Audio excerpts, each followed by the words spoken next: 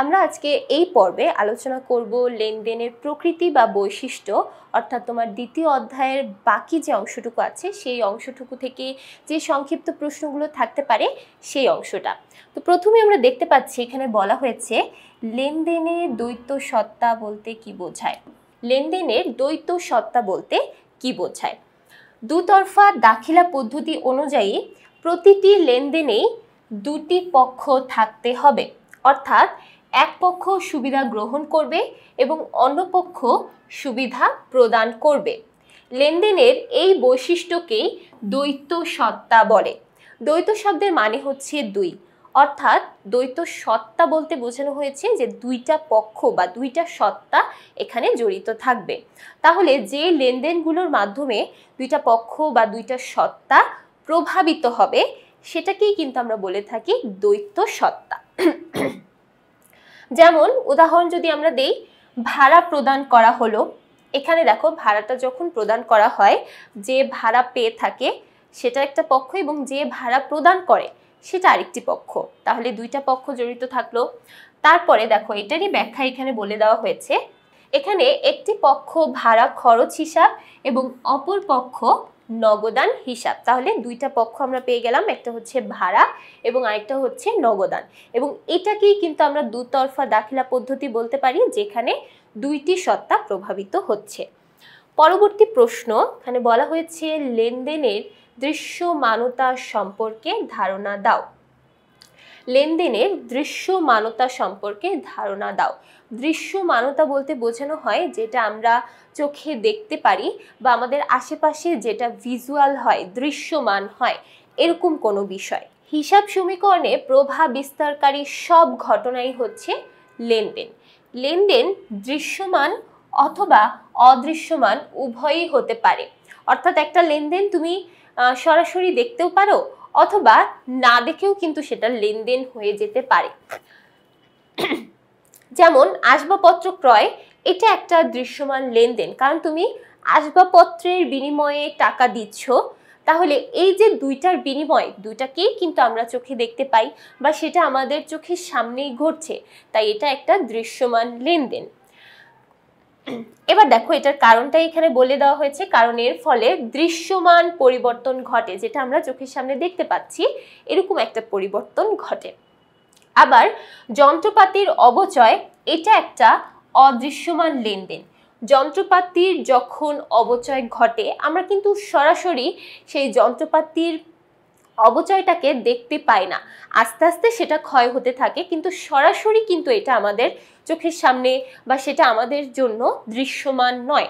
এই জন্য আমরা এই যে অবচয়, এই অবচয়টাকে বলতে পারি অদৃশ্যমান একটা লেনদেন। এবার দেখো এটার কারণটাই এখানে ব্যাখ্যা করে বলা হয়েছে, লেনদেন এই যে অবচয়, এই লেনদেনটা হিসাব সমীকরণে প্রভাব বিস্তার করলেও সেটা সরাসরি দৃশ্যমান নয়।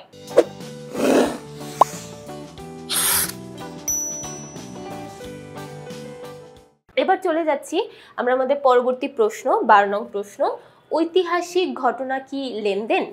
ঐতিহাসিক কোনো একটা ঘটনা, এটা কি লেনদেন নাকি লেনদেন নয়, সেটারই ব্যাখ্যা আমাদের দিতে হবে। আচ্ছা, তাহলে দেখো কোন ঘটনাগুলোকে আমরা ঐতিহাসিক ঘটনা বলতে পারি সেটা আগে প্রথমে জানতে হবে। যে সকল আর্থিক ঘটনা পূর্বে ঘটে গেছে, মানে তুমি প্রথমে করেছো বা পুরাতন কোনো একটা ঘটনা যেটা আগেই ঘটে গেছে, এখন সেটার ফলাফল তুমি পাচ্ছ, এই ঘটনাগুলোকে আমরা মূলত বলে থাকি ঐতিহাসিক ঘটনা।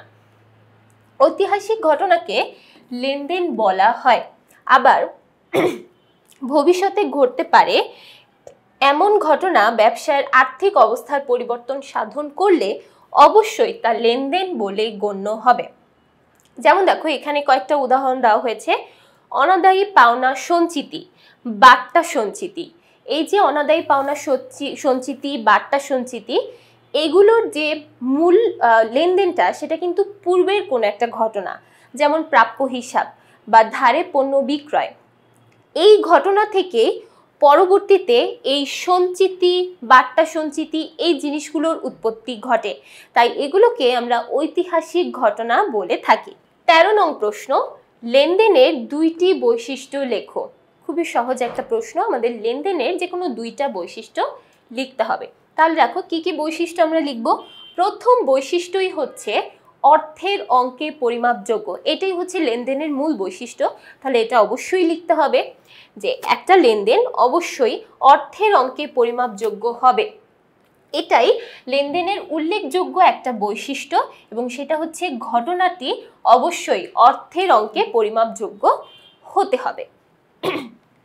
দ্বিতীয় বৈশিষ্ট্য হলো এখানে অবশ্যই দুইটা পক্ষ জড়িত থাকবে, অর্থাৎ দ্বৈত সত্তা এখানে অবশ্যই বিরাজমান থাকবে, অর্থাৎ এক পক্ষ সুবিধা গ্রহণ করবে এবং অন্য পক্ষ সেই সুবিধাটা প্রদান করবে। এবার চলে আসি আমরা এই পর্বের সর্বশেষ প্রশ্ন। এখানে বলা হয়েছে লেনদেন হতে হলে অর্থের অঙ্কে পরিমাপযোগ্য হতে হবে, ব্যাখ্যা করো।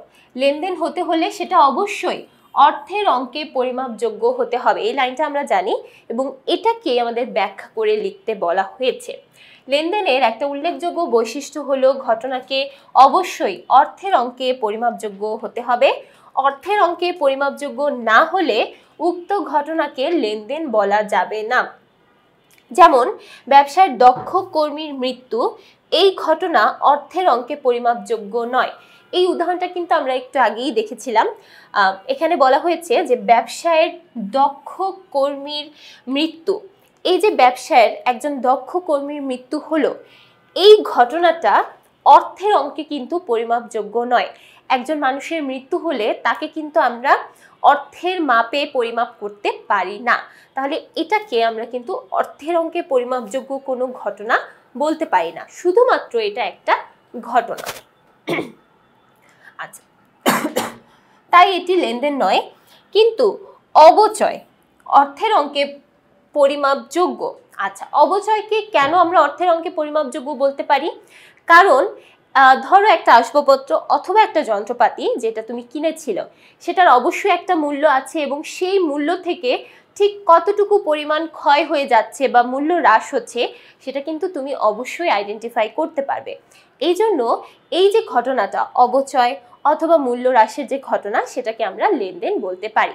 তাহলে এই ছিল আমাদের এই পর্বের সর্বশেষ প্রশ্ন। পরবর্তী পর্ব দেখার জন্য সবাইকে আমন্ত্রণ জানাচ্ছি। ধন্যবাদ।